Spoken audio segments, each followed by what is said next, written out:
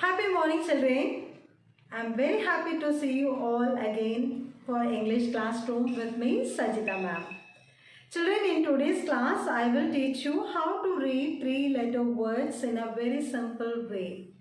Here is the TLM we are going to learn now. Are you all ready, children? Come on. Children, look at this TLM. Today we are going to learn O words. O CVC words. Why we are calling this as CVC words, children? P and T are consonant letters and the middle letter is vowel letter, isn't it? So this is CVC word. Fine. Now we know O sounds O, T sounds T. Ought. Repeat after me. Ought. Now I am going to tell you the first letter sound, that is P. P sounds P. P ought, pot.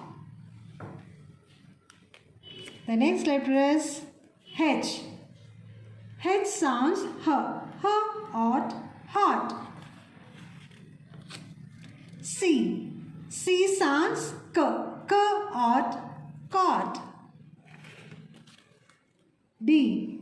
D sounds D. D ought, dot. Like this you can read more words.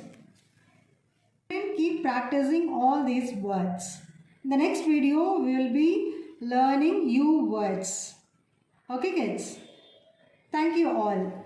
Have fun. Keep learning.